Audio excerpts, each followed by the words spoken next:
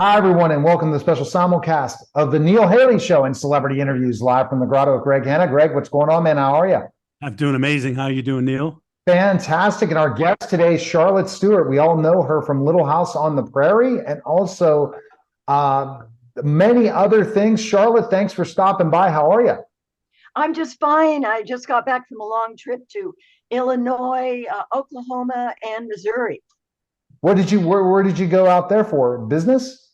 It was a Little House on the Prairie event to meet all the local people in Missouri and Oklahoma and Illinois. And we had a wonderful time. You know, Greg, I'm going to go to Greg for this. And you and I, Greg, we remember Little House on the Prairie. But Sure. there's some people, out there that just are growing up with it right now too, Greg. It's crazy Yeah. how this show can tell that story, right? Of living a simplistic life, right, Greg? Yeah, it's pretty amazing. There's a lot of great things to say about living simply, right? Versus high tech and complex. So it has a lot of pluses to it. So, Charlotte, when you got the opportunity to audition for the Little House on the Prairie, did you know it'd be as successful as because it was a book series before that? No, I didn't. In fact, I didn't even know what Little House on the Prairie was. I had never read the books. I didn't know anything about it. And when I went in for my audition, it's then I realized it was going to be a Michael Landon project. And I went, oh my gosh, this is the luckiest thing I've ever fallen into. But I had no idea how popular it was going to be. In fact, it took a few years for us to catch on. If we went any place but Los Angeles, where we were shooting, we were very popular. But in our hometown, everybody kind of went, what's that? But we've been So, we've been on now for 49 years. wow, that's amazing. So you were Miss Beadle, right? That's correct, the That's school teacher. yeah. And I think the reason I was so comfortable with all the children when we were shooting is my sister had 7 children, ages 2, 4, 6, 8, 10, up to teenagers. So I knew how to handle a crowd of children. You know, That's incredible. What was it like working with the rest of the cast members and the show itself? well, I had never met Melissa Gilbert or Melissa Sue Anderson or Allison Arngrim, who played Nellie. But I have to tell you, years later, when we all started going on the road and meeting fans, Nellie and I have real pals. We traveled together a lot, and I just admired them so much because they were always on time. They always knew their lines. They were so professional, and yet they stayed children. That was Michael's rule: was come on time and know your work, and anything goes after that. So he kept that freshness of the child. They weren't little child actors. They were kids who happened to be on a television show, and he really played that very well. Now we think about Michael Landon again and the amazing talent he was. Charlotte, working with him, what did you see that was the brilliance of who Michael Landon is? Well, he was very outgoing. He was very easy to get to know. But the thing I admired about him the most is he was a family man. And he had a large crew that worked for him, not just the actors, but quite a large crew, 25 or 30 people. And they had all come with him from Bonanza. They liked him so much. They were so appreciative of the way he worked. You come in at 6 o'clock in the morning, makeup, hair, whatever. The crew is setting up the set, and you break for lunch, normal time. You get to go home at 6 o'clock because he was a family man and his crew had families. And I had worked on, oh gosh, Bonanza, Gunsmoke, FBI, Medical Center, My Three Sons. You worked until 10, 11 o'clock, and then you were expected to come in at 6 o'clock in the morning. It's exhausting. So he would shoot just enough to cover a master, which was the scene, from beginning to end. And then he planned his close-ups so that we weren't sitting there all day long doing one scene. We covered a lot of territory in a day. So we got to go home at 6 o'clock. And of course, I got to go home earlier because I worked with the children who could only work 4 hours a day. So they had to go to school. They had, they were on the set going to school, then they had to take so many breaks during the day. It was all according to what the Screen Actors Guild permitted. Wow. Oh. But if you think about Twin Peaks and you think about Little House on the Prairie, which of those shows did you enjoy working on the most, and like what were the differences that you would Oh see? my Obviously, gosh, what a funny question. um, well, Little House on the Prairie, I was on for 4 years. It was comfortable. It was timely. They treated me very well. I made friends. Um, Twin Peaks, I had worked with David Lynch on his first film, Eraserhead, which won the LA Film Award when it was released. It was the craziest film to shoot. And I did that before I did Little House on the Prairie. Oh. In fact, I went from Little House on the Prairie shoot to the Waltons, working. David Lynch only worked after midnight. So I would work all night long with the David Lynch film. And then 6 in the morning, I was expected to be at Warner Brothers to be on the Walton set. And it was crazy for a while, but that was the kind of life. That's what I did. I did whatever came up. And of course, I always did student films, because how are they going to know how to direct actors if they don't work with professional actors? So my point was, give them all the time I could. And then much later, of course, David Lynch became very popular. He went on to do a lot of films. And then he called me up one day and said, Shar, you want to go to work? And I said, what? He said, yeah, I've got a series. It's called Twin Peaks. And I think you'd be good on it. So that's how I got Twin Peaks. Charlotte, did you think that David was going to be that much of a talent first meeting him? I guess seeing his growth as a director and a creative? I had no idea. I actually, to tell you the truth, I questioned whether he would, make it in the business, because he was so particular about what he shot. And the movie was kind of weird. It was nothing I had ever done before. And his, the way he worked from midnight to 6 in the morning was kind of crazy. But I knew that from working with him, if you went to see the movie, you could not expect a linear plot. You had to let the film wash over you. You had to experience it in a whole different way. And I think that's what surprised Hollywood so much when Eraserhead was released. They were shocked, that somebody could make something so beautiful and so strange and kind of suck you into it. So I admired him for that, but I didn't get it right away. But as an actor, I always follow a director's instructions. And if he told me to get on the floor and reach under the bed and grab that suitcase 4 times, that's what I did. Very cool. Well, Charlotte, you've been on a variety of movies and TV shows and so on. But what do you feel was the biggest challenge that you faced in your career, and how did you overcome it? Oh boy. Gosh, I don't even know how to answer that. I was so lucky. I did over 50 television shows before I got onto Little House on the Prairie. And then I did almost 50 more. So I just felt, first of all, I looked young for a really long time. So if you needed a character that was supposed to be 17, but I was actually, 30, I could do the part. And I think that's what let me work so much. It was just, luck of the draw, I think. I don't know. I just think luck followed me around. I met the right people at the right time. I had never met Michael Landon before I auditioned for Little House on the Prairie. So I don't know. I think when I did the audition, I walked into the waiting room and there were all these women in Prairie clothes. And I thought, and I was in jeans and a t-shirt, which is, I was a hippie, it was the 70s.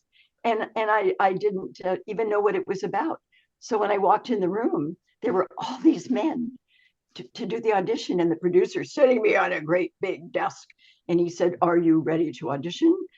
And I said, "Excuse me, but can I sit behind your desk?" And he looked at me and he looked at Michael and he said, sure. And he got up and he moved over with all the other men, and they started giggling, literally. If you know Michael Landon, he giggles. And I slammed the desk and I said, "Quiet. oh my God, the looks on their faces. It was just amazing. And I read, and before I got home that day, I had the part. Wow, that's great. So it's like, and you are able to do it, and all this experience is guest starring in different roles, things like that. What do you think made you the ability to work on so many projects? Because a working actor, it's hard being a working actor. It's not the easiest thing in the world because you have to audition for each part. But we look at so many different parts you had.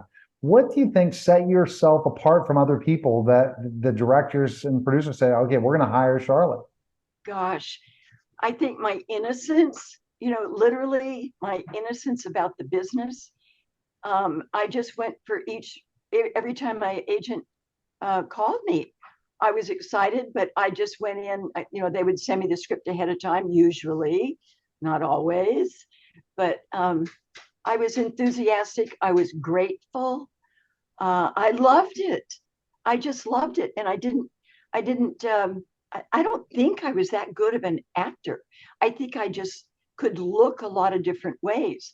For instance, when I was doing Eraserhead, as you recall, she was pretty weird looking. I did a special hairstyle that was kind of weird. And then I would shoot all night, and then I would go to Warner Brothers and be on the Waltons, where I played a Prairie mother, abandoning her child to the Waltons because she was deaf and I didn't understand. And then I would go back that night and shoot Eraserhead. So I think I was versatile in a funny way. But I'll tell you the truth, I don't know. I think I was just lucky. And I never said no. I don't care if it was a 1-day part, a 5-day part, or a 3-year part. I never said no. I just did I just did it. So that's great. I would say that maybe you got that from Jim Carrey's movie, where he just said yes to everything, but that came out much later, right? So. Yeah, right. Charlotte, we know the 3 shows that we've talked about, the Waltons, Twin Peaks, Little House on the Prairie. Could you just rattle off a few of the other TV shows that you had either a cameo in or a part in? That just a Medical quick Center. Then came Bronson. I started out on the Loretta Young Show when I was 19. That was my first job. And I ended up doing 3 of her shows, one with Loretta. I did, My 3 Sons, Bachelor Father, Medical Center, Bonanza, Gunsmoke. If you've got my resume there, you can tell. All the good ones. It goes for 3 pages. That's amazing. But it's been since 1959 that I started working. And my very first job was Alice in Wonderland at Disneyland. And that's when the park first opened. It had been open for 2 years. And I was a student at the Pasadena Playhouse. And they came there looking for actors to play characters. So, they signed, about 7 of us to drive to Anaheim every day and play the characters. It was a ball. And I met Walt Disney. That was an honor. Yeah. He came, he had an apartment over the firehouse. And we used to take our cigarette breaks behind the firehouse. And Walt drove with his limousine, drove up one day and got out. And we were all standing there in costume. And he was so gracious. He came over and, introduced himself to each one of us. So that was quite something. Yeah. I was thinking about this, the types of shows you saw from the 50s and the 60s all the way to now, how things have changed in this business. And thinking about the shows and how the storylines were and how the 60s changed to the 70s and 80s and so on and so forth. What do you think continues to be the way to be a successful actor today, even though the lines have changed, the storylines have changed and everything? Gosh, I don't know. When I decided to retire 17 years ago, I had just turned 65. I was working on a TV series in New York, and I started forgetting my lines. And I came to the point where I did not want to not only embarrass myself, but embarrass the film, the producer, director, the star I was working with. And so I retired. So I haven't done anything, in I'm 82 now. So I retired at 65. I wish you could see my picture because it looked pretty darn good. I saw you for a moment ago. I thought you were like 35. Oh yeah, right, right. I started working in 1958. So, but you see, the knowledge you're able to bring to the table, especially when you see the industry changing, Charlotte, because I know you watch streaming services and see how projects are and how hardly any movies are in the theater anymore. Yeah. So all that, and it's sad for the working actor in certain ways because there's not as many of the big opportunities, and a lot of people are looking for their break more than ever, Charlotte. Yeah, I'm kind of out of it. I'm kind of out of it. My husband and I hardly ever watch, uh, the TV shows that are on now. We watch CSI and all the old television show. We binge watch shows, and that's because they were good. They were all good, and so that's really at home. That's what we do. We binge watch old shows, from 20, 25, 30 years ago, and that's what we enjoy. And I to tell you, I miss being on a set. I miss meeting, working with other actors. But there comes a time when you have to draw the line. And I did not want to embarrass myself or anybody else by not doing a proper job because I had a good career and worked steadily. And then when I realized that I couldn't do the job, I quit. And I'm not sorry about that. I have a lovely life. I live in Napa, California. It's very beautiful here. I'm near my family. So I retired to be near my family. Mhm. Excellent. Now, are you working on a book or you wrote a book or what's Oh, happening? I wish your camera was on because yes, I wrote a book called Beautiful. Little House in the Hollywood Hills. Do you have a copy there? I don't, but I Oh would love darn. one. Oh darn. I wish that the oh gosh, I wish I could put a picture on it. That's And I okay. tried. We're gonna put that in some of the photos for the podcast, so don't Yeah, worry. let's do Okay, that. okay. It's called Little House in the Hollywood Hills, a bad girl's guide to becoming Miss Beadle, Mary X, and me. And it's an adventure that I had. I was raised on a farm. I had bad grades in high school. I couldn't go to college like all my friends. So I saw an advertisement on the back of Teen magazine, and it had a picture of Earl Holliman, and it talked about the Pasadena Playhouse, the State Theater of California. And I sent for an application. It came, I filled it out, I signed my mother's name and sent it in, and I was accepted. Then I told my mother, and she said, well, we'll see about this. And we drove to Pasadena. That was in 1958. And she was impressed because it was a 7-story building in Pasadena. It had 5 theaters. The curriculum was that you worked every single day and every single night. You lived in a dormitory, and she saw that my eyes lit up. I had never thought about acting before, but this was my escape from my farm town. And as it turned out, it was right. It was good for me, and I did very well. And I got my very first job, the Loretta Young Show, and rest is history. Fantastic. So Greg has a question he asks all the celebrities. Go with your question, Greg. Okay. Yeah, I sure do. So, Charlotte, this is for everyone who's listening and soon to be listening. What's the most important thing in life you feel you've ever learned? Be yourself. Enjoy your life. Be kind. Be kind to those around you. Just, oh boy, I wake up in the morning and I'm just so grateful that I have a wonderful husband. I live in a wonderful town. I'm near my family.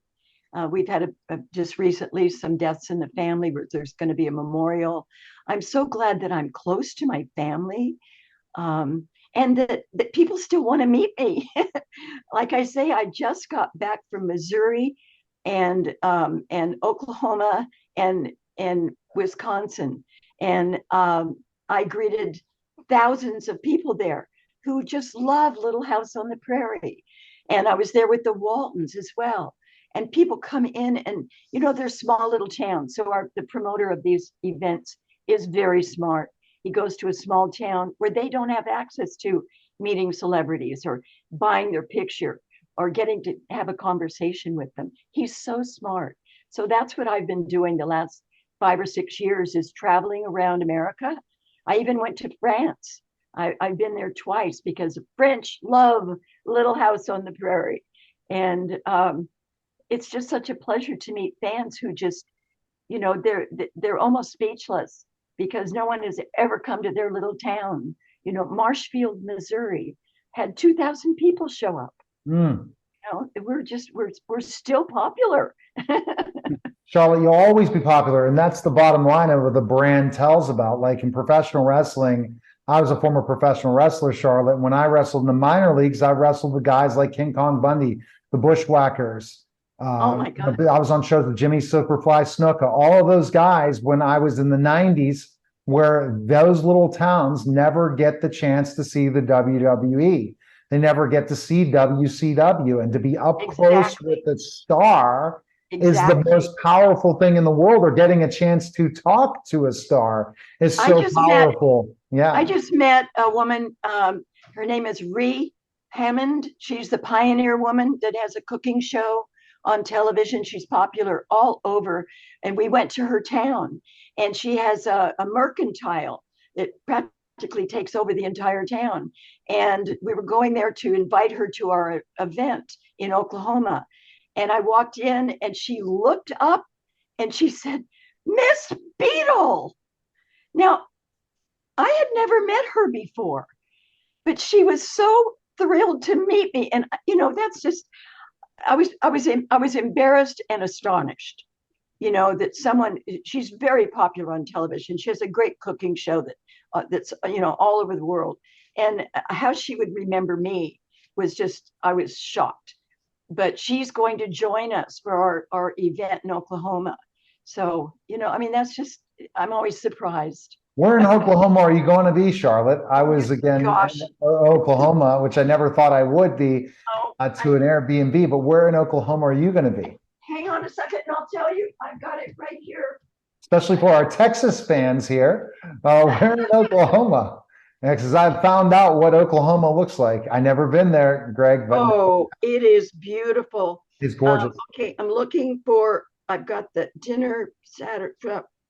Oh, dear. Oh, dear, I'm sorry. Oh, gosh. Does your website have all that updated, Charlotte? It's going to be up. I just got home yesterday, so it will. I don't really have a website, but I'll put it on Facebook. Okay, so where can people find it? Is it Facebook? Yes, I will put it on Facebook. All right, so we definitely find. Well, Charlotte, it was fabulous talking to you. And thank you. And the power of brand, the power of a character that lives on forever, Mrs. Beadle, and that's Miss Beadle is crazy. And again, Twin Peaks, same thing. These brands, these shows that we've watched our whole entire lives, that people have grown up with you, Charlotte, and they can continue to grow up with you by getting the chance to meet you at your events. You say you're retired from acting, but you're not retired from being an entertainer. Because I've never been busier. Never been busier. You're an entertainer still. You can just go and record something for 2 minutes on video, and you're providing a service to people that's tremendous. So we appreciate you coming by. Thank you so much. And I'm so sorry my video didn't work. Oh, that's okay. We're going to work on it. I have another show tomorrow. And we'll have a part 2, part 3, part 4. That's the thing about having your own show and getting those opportunities. So thanks again. Thanks, Charlotte. Thank you very much. Be well. All right, take care, guys. All right, that was Celebrity Interviews live from the Grotto with Greg Hanna. Take care.